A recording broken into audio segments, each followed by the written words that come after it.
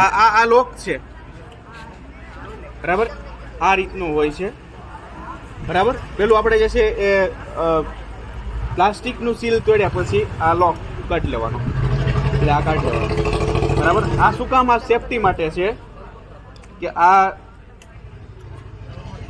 શું કહેવાય, દબાઈ ન જાય, આપણે હેરવતા ફેરવતા દબાઈ ન જાય એ માટે જે છે આ નોબ છે બરાબર. આ ખેંચી લેવાનું બરાબર. હવે જે છે કામ થશે. મીટર આપ્યું છે. આ મીટર છે ને કેવા પ્રકારનું છે તો કે એમાં બીજું કાંઈ નથી, વચ્ચોવચ્ચ જે છે એ ગ્રીન છે અને બે બાજુ લાલ છે. લાલ એટલે શું હોય? ડેન્જર, ખતરો હોય કે નહીં? એટલે ભાઈ લાલ હોય એટલે સમજવાનું છે કે આ તમારા માટે એક ખતરો છે, એટલે કે આ કઈ કામનો છે નહીં. જો આની અંદરની જે કાંટો છે ને એ વચ્ચોવચ્ચ હોય, જો વચ્ચોવચ્ચ આટલું લીલું છે, આ બાજુ લાલ અને આ બાજુ એ લાલ.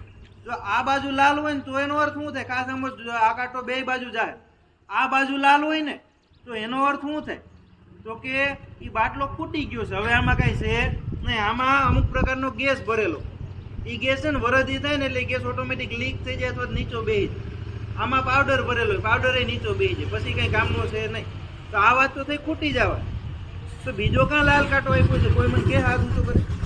એક તો બરાબર હાલો ફૂટી ગયો, તો બીજો શું હોય છે? ફૂટી ગયું તો ડબલ ફૂટી ગયું કે હવે કઈ કાઢશે તો કોલગેટ આપણે કાઢી લઈએ. ભરેલો હોય તો લીલું હોય ને ફૂટી ગયું હોય તો લાલ. તો ત્રીજું લાલ છે. ઈ આગ લાગી એમાં યોગ્ય છે કે નહીં આપણે નક્કી કરવાનું, એ હું શીખવાનું. એક્સપાયર વાળું જો એક્સપાયર, જો તમે પ્રશ્ન કહેતા છો ને એનો હું જવાબ દેતો જાઉં. એક્સપાયર થઈ ગયું કે નહીં ને ઈ તમને આની તારીખ જોયા વગર ક્યાંય ખબર નહીં પડે. આમાં તારીખ લખેલું હોય, ઈ તારીખ જોવો ને તો જ તમને ખબર પડશે આ એક્સપાયર થયો છે કે નહીં. એના વગર તમને ખબર પડવાની છે. વિચારો જો આ આટલી સામાન્ય બાબત છે. જો હું કહું છું આપણે તડકે વધારે હેરાન નથી કરવા, બાકી તમને ઠારવા જો. આનામાં એક બાજુ લાલ વહી જાય ને તો એનો અર્થ એવો થાય કે એ ખૂટી ગયું, પણ જો બીજી બાજુ લાલ થાય ને એનો અર્થ શું થાય? જો આખું આ લોખંડની બોડી છે ને આની અંદર નકરો ફૂલ પ્રેશરથી ગેસ ભર્યો છે. હવે ઘણી વાર આગ લાગી હોય ને ત્યાં હાવ ઠંડુ વાતાવરણ હોય કે નહીં? ઠંડુ હોય નહીં, કેવું હોય? તો ત્યાં ફૂલ ગરમ વાતાવરણ હોય, એની બાજુમાં બાટલો લઈને જાવ ને એટલે ઘણી વાર 70, 80, 90 નું વાતાવરણ હોય. આ બાટલો ત્યાં તમે લઈને ઉભા છો તો આ બાટલો આખો ગરમ થઈ ગયો, એની અંદરનો ગેસ બધો ગરમ થાય અને આ કાંટો છે ને આ બાજુ આખો લાલ આવી જાય તો એનો અર્થ થાય કે હવે આ બાટલો કોઈ ફાટવાનો છે. સમજાય કે નહીં બધા? જો તમે આ રીતના સ્પ્રેડિંગ કરતા હોય આનું અને આ કાંટો લાલ ઊંધો તમને હોયો છે આખો છેલ્લે સુધી, તો તમારે સમજી લેવાનું છે કે ભાઈ આ પોતે જીવતો જાગતો બોમ્બ થઈ ગયો છે. આ ગમે તે ફાટશે. આગ ઓલવાય કે ન ઓલવાય, આપણું ઘર ઓલવાય કે ન ઓલવાય, આપણે ઓલવાવું નહીં, આપને પછી ગોતવા જવા જો. આ ફાટે પછી કઈ હાજુ રહીએ. એટલે ખાસ જો આપણી પાસે માહિતી હોય છે. ઘણા સુરવીર હોય કે હાલો કે જાય બાટલો લઈને કે ધડાકો કઈ વધે નહીં. એટલે ખોટું સુરવીર થી આમાં કઈ કાયમ આવવાનું છે. પેલા તમારે તમારું પોતાનું શરીર જોવાનું છે. તમે પોતે હાજા નરવા નહીં કરવા જોઈએ. ઘણા કોકને બચાવવા ગયા તેને પાસે ઢેડીને લઈ આવવા પડે. કોકને લોહી નીકળે ને એક્સિડન્ટ થી ગાલી કે બચાવ લોહી જોઈને પોતે પડી. એવા લોકોનું આ કામ છે. જો એવા લોકો શું કામ કરી શકશે હું તમને એ કહું. એવા લોકો છે એ આપણે 101 ઉપર ફોન કરી શકશે.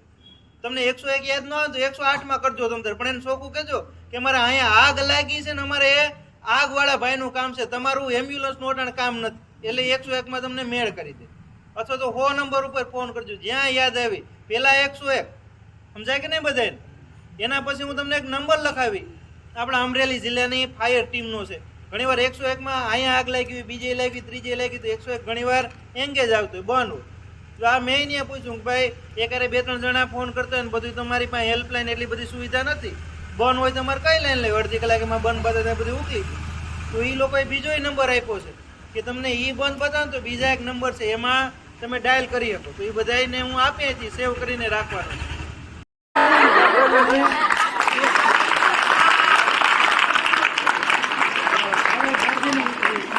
આમ પછી ભેગું કરી ઉપાડી અને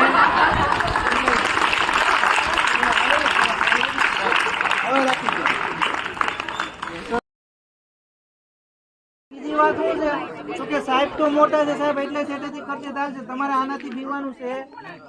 ભરાઈ રહ્યો તો એ નાઈ લે. હું આપણે ઘરે જીવન બચાવવાથી આગળ કઈ નહીં. જો આપણે છોકરા પાસે ડેમો કરાવીએ કે જે મારી જેમ મજબૂત બહુ ન હોય તો એકાદા ભાઈને આપણે લઈ બેટા તું આવી જજે. આમ તો ધ્રુવી તું ધ્રુવી મેં તને કીધું તો એમ ઊભી જાય. આમ પગ રાખી આ પગ છે ને તને જેમ ફાવે મેં કાગળ ને પાછું આ રીતના બાટલો વચ્ચે તને ફાવે એમ રે.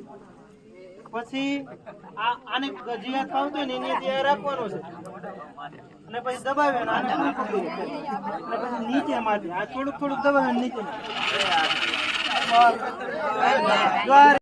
આને થોડુંક થાય અહીંયા પકડી થોડાક નજીક આવી જવું. આ બાટલાથી કઈ પીવાનું નથી. આપણે શ્વાસમાં લઈએ ઓક્સિજન, બહાર કાઢીએ કાર્બન ડાયોક્સાઇડ. આપણી લેબની અંદર લાગી છે આગ. ત્યાં 14 જણા છે, બીજા 2 શિક્ષકો છે. હવે બધી બારીઓ બંધ છે, પંખા ને બધું ચાલુ છે. ત્યાં જઈને તમે આ કર્યો સીધો ચાલુ.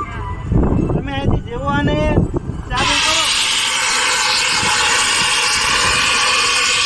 જો તમે જોતા હોય હરખાએ તોય જો આને હરખાઈ જોજો. આ અટાણે આટલો પવન છે ને તોય આટલી પ્રેશરથી નીકળે ને આ ઉપર જવો જોઈએ. આ ઉપર નહીં જાય, આ નીચેની બાજુએ બેસતો જાય. જો હરખાઈ જોજો બધે.